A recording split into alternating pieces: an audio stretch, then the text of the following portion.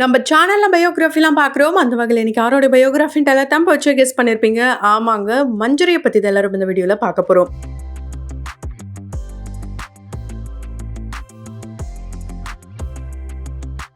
இவங்கள பத்தி பார்க்கறதுக்கு முன்னாடி இதுவரைக்கும் யாரெல்லாம் நம்ம சினி சமூகம் சேனலை சப்ஸ்கிரைப் பண்ணலையோ அவங்க எல்லாரும் மறக்காம சப்ஸ்கிரைப் பண்ணிட்டு பக்கத்துல இருக்க பெல் ஐக்கானையும் மறக்காம பிரஸ் பண்ணிடுங்க. பிக் பாஸ் வீட்டுல அரக்கி அப்படின்ற பேர் எடுத்தவங்க மஞ்சரி. இவங்கள நிறைய பேர் ஒரு அரக்கியா தான் பாக்குறாங்க. குறிப்பா அந்த அரக்கியா இருக்கும்போது அவங்க பண்ண ஒரு சில விஷயங்கள் பவித்ராவை மட்டும் ஹர்ட் பண்ணாம பவித்ராவுக்கு யாரெல்லாம் சப்போர்ட் பண்றாங்களோ அவங்க எல்லாரையுமே ஹர்ட் பண்ணிச்சுன்னு தான் சொல்ல முடியும். சோ அந்த வகையில இந்த வீடியோ பாக்குற நீங்க நான் மஞ்சரிக்கு சப்போர்ட் பண்றேன் அப்படின்னு சொன்னீங்கன்னா கமெண்ட் பாக்ஸ்ல ரெட் டாட்டிங் கொடுக்கலாம். அண்ட் அது மட்டும் இல்லாம இல்ல அவங்க பண்ணது தப்புதான், அவங்க என்னதான் அரக்கியா இருந்தாலும் எப்படி அந்த விஷயத்தெல்லாம் பண்ணலாம், ஒரு எல்லை இருக்கு, அவங்க அப்படி பண்ணிருக்க கூடாது இப்படின்னு யாரெல்லாம் அவங்களுக்கு அகென்ஸ்டா இருக்கீங்களோ அவங்க கமெண்ட் பாக்ஸ்ல மறக்காம கமெண்ட் பண்ணுங்க. மஞ்சரி நல்லா பேசுவாங்க, அவங்களுடைய தமிழ் உச்சரிப்பு ரொம்ப நல்லாவே இருக்கும். தமிழ் பேச்சு எங்கள் மூச்சு இந்த ஒரு ஷோல அவங்களுடைய பேச்சு கேட்டு நிறைய பேர் வியர்ந்திருப்போம். கண்டிப்பா இந்த பேச்சு மட்டுமே வச்சு ஃபைனலிஸ்ட் ஆவாங்களா அப்படின்னு கேட்டீங்கன்னா இவங்க உள்ள செய்யற விஷயங்கள் கரெக்டா இருந்தா கண்டிப்பா ஃபைனலிஸ்ட் ஆவாங்க. அப்படி இல்லனா எப்ப வேணாலும் எவிக்ட் ஆகிறதுக்கான வாய்ப்பு இருக்கு. ஆனா இப்ப இவங்க எவிக்ட் ஆகலங்க. மஞ்சரி வட சென்னையில தான் பிறந்திருக்காங்க, வளர்ந்திருக்காங்க, அங்கேயே தான் படிச்சு முடிச்சிருக்காங்க. இப்ப இவங்களுக்கு 33 வயசு ஆகுது. இவங்களுக்கு அப்பா அம்மா தங்கச்சி இப்படி அழகான குடும்பமே இருக்கு. அண்ட் கணவரை இவங்க தங்கமே அப்படின்னு தான் செல்லமா கூப்பிடுவாங்க. ஒரு குழந்தையும் இருக்கு. இப்படி ஒரு அன்பான குடும்பம் இருக்கும்போது ஏன் இவங்க ராணா கிட்ட அழுதுகிட்டே அன்பு பாசம் எனக்கு கிடைக்கல, அப்படிப்பட்ட நான் குடும்பத்துல வளரல அப்படின்ட்டு ஏன் இவங்க அழுதுகிட்டு சொன்னாங்கன்னு தெரியல. இவங்களுடைய அப்பா பாத்தீங்கன்னா அரசியல் பின்புலம் இருக்காம். அம்மா ஒரு நர்சரி ஸ்கூல் வச்சு ரன் பண்ணிட்டு இருந்தாங்களாம். அங்க இருந்து தான் அங்க இருக்கிற நிறைய ஆக்டிவிட்டீஸ்க்கு இவங்களும் சின்ன வயசுல இருந்து பேசுறது ஆடுறது பாடுறது இது போல நிறைய விஷயங்கள் பண்ணிருக்காங்க.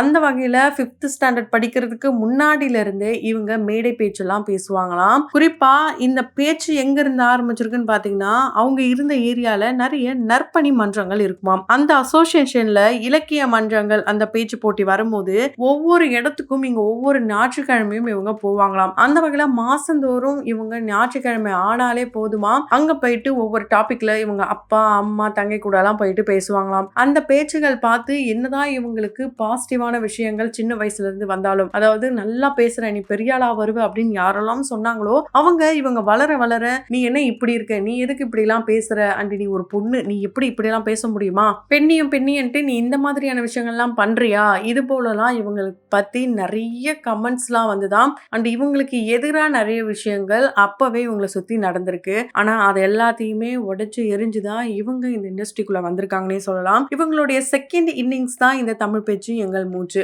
அதுதாங்க இவங்களுடைய ஃபர்ஸ்ட் எல்லாருக்குமே தெரிய வந்த ஒரு ஷோ. ஆனா ரொம்ப ஃபேமஸான ஷோ அப்படின்னு கேட்டீங்கன்னா அது big boss season 8 wild card என்ட்ரில இவங்க வந்து செஞ்ச சில விஷயங்கள் தான் ரொம்ப பேசும் பொருளா மாறுச்சு. அதுல சமீபத்துல இவங்க எடுத்து நடிச்சிருந்த அந்த ரோல் அரக்கி ரோல் தான் இவங்களை ரொம்ப பெரிய ஒரு ஏன் இவ்ளோ கொடுமையா நடந்துக்கிறாங்க, பவித்ரா எவ்வளவு பாவம் தெரியுமா அப்படின்னு சொல்ற வகையில அவங்க மூஞ்சில முட்டை தேய்க்கிறதா இருக்கட்டும், வாயில முட்டை ஊத்துனதா இருக்கட்டும், தக்காளி தேய்ச்சி ஒரு மாதிரி பாக்குறதுக்கே கொஞ்சம் பயங்கரமா இருந்தது. இவங்க பர்சனல் வெஞ்சன்ஸ் தான் வெளியே கக்கனாங்க அப்படின்ட்டு ஹவுஸ்மேட்ஸ் எல்லாருமே சேர்ந்து இவங்களை கார்னர் பண்ணாங்க. அந்த நேரத்துல தான் முத்து வந்து இவங்களை பத்தி நம்ம எதிர்பார்க்காத விஷயங்களை ஷேர் பண்ணிருப்பாரு. அதாவது முத்து தான் இவங்களுடைய க்ளோஸ் ஃப்ரெண்ட் அப்படின்றத இவங்க அவங்களுடைய ப்ரோமோ வீடியோலயே சொல்லியிருப்பாங்க. குமரன் அப்படின்ற என்னுடைய நண்பன் உள்ள தனியா போராடிட்டு இருக்கான், நானும் சேர்ந்து போயிட்டு பண்றேன் அப்படின்லாம் இவங்க வந்து சொல்லியிருப்பாங்க.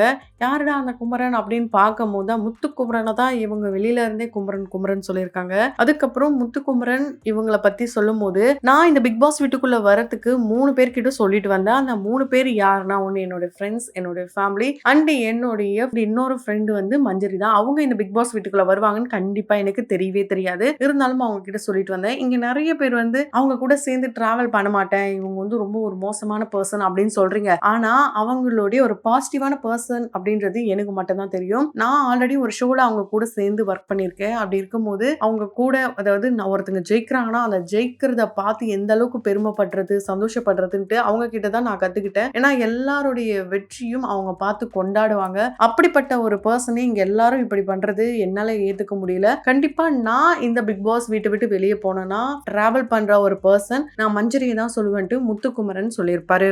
இவரு முத்து காலையில டாஸ்க் பண்ணிட்டு நைட்ல, அதாவது அதுக்கு முந்தின நாள் நைட்ல தான் வந்து மஞ்சரி அழுதுருப்பாங்க தர்ஷிகா கிட்ட சொல்லி. ஏன் என்கிட்ட முத்து பேசவே மாட்றான்? இங்க எல்லாரும் கேங்கா இருக்காங்க. ஆனா என்னுடைய க்ளோஸ் ஃப்ரெண்ட் முத்து தான். அவனும் என்கிட்ட பேச மாட்றான். ஒருவேளை எல்லாரும் இங்க என்ன அரைக்கின்னு சொல்றாங்களா, அதனால தான் பேச மாட்றானோ, என்ன ஒதுக்குறானோ, இப்படிலாம் அவங்க தனக்குள்ளேயே சொல்லி அழுதுட்டு இருப்பாங்க. தர்ஷிகாவும் அவங்கள வந்து கன்சோல் பண்ணுவாங்க. இப்படி ஒரு சில விஷயங்கள்லாம் நடந்துட்டு இருக்கு. இவங்களுக்கு பேச்சு திறமை மட்டும்தானா அப்படின்னு கேட்டீங்கன்னா, இவங்க ஒரு சாஃப்ட்வேர் இன்ஜினியராவும் இருக்காங்க.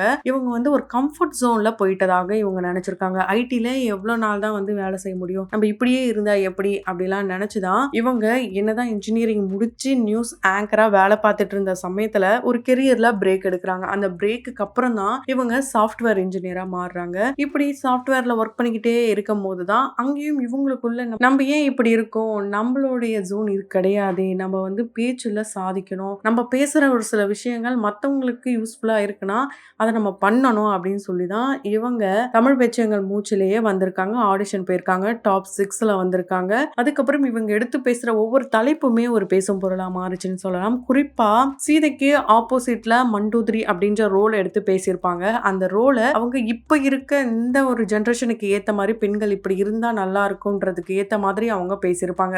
ஸோ கம்பர் இப்படி எழுதி இருந்தா நல்லா இருந்திருக்குமோ, இதெல்லாம் வந்து அவங்க சொல்லியிருப்பாங்க. ஸோ இந்த மாதிரி சில நுணுக்கமான விஷயங்கள் அண்ட் ரொம்ப ரொம்ப சென்சிட்டிவான விஷயத்தெல்லாம் எடுத்து உறக்க பேசுறதுல இவங்களுக்கு ஒரு பெருமையும் இருக்கு. அண்ட் இவங்களுக்குள்ள கண்டிப்பா ஒரு விஷயத்தை எப்பவுமே ஞாபகம் வச்சுப்பாங்களாம். என்னன்னா, நான் ஒரு மேடையில கைத்தட்டலுக்காக மட்டும் பேசணும்னு நினைக்க மாட்டேன். அது மட்டும் இல்லாம இந்த ஒரு விஷயத்த நான் பேசுறதுனால அவங்களுக்கு ஏதாவது நன்மை நடக்குதான்னு பார்ப்பேன். அண்ட் அந்த ஒரு சேஞ்சஸ் வருதுன்னா அதுக்காக நான் எப்படி வேணாலும் உழைப்பேன் அப்படின்னு சொல்லிதான் இவங்க அந்த மண்டோதரியோடைய ரோலை எடுத்து பேசும்போது நிறைய பெண்கள் வந்து இவங்களுக்கு பர்சனலாவே மெசேஜ் பண்ணியிருந்தாங்களாம். நான் இப்படி இருந்தேன், நீங்க பேசின அந்த ஒரு கவிதைகள்லாம் கேட்டுதான் என்னுடைய பாயிண்ட் ஆஃப் வியூவே மாறுச்சு.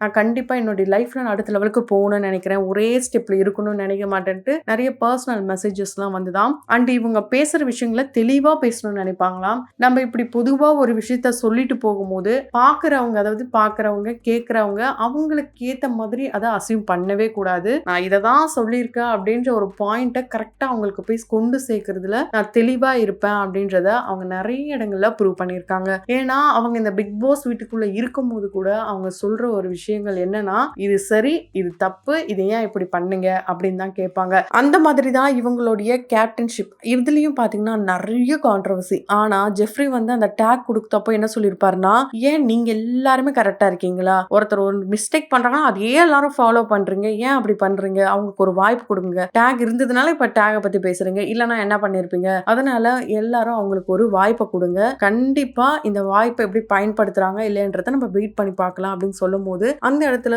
ஒரு சிஸ்டர் அண்ட் பிரதர் பாண்டிங்க எல்லாராலையும் பார்க்க முடிஞ்சது. ஸோ மஞ்சரி கண்டிப்பா டைட்டில் வின் பண்ணுவாங்கன்னு யாரெல்லாம் சொல்றீங்களோ அவங்க கமெண்ட் பாக்ஸ்ல மறக்காம கமெண்ட் பண்ணுங்க. தொடர்ந்து பயோகிராஃபில பார்த்து என்ஜாய் பண்ணணும்னு நினைச்சீங்கன்னா உடனே நம்ம சினி சமூகம் சேனலை சப்ஸ்கிரைப் பண்ணிட்டு பக்கத்துல இருக்க பெல் ஐக்கானையும் மறக்காம பிரஸ் பண்ணிடுங்க.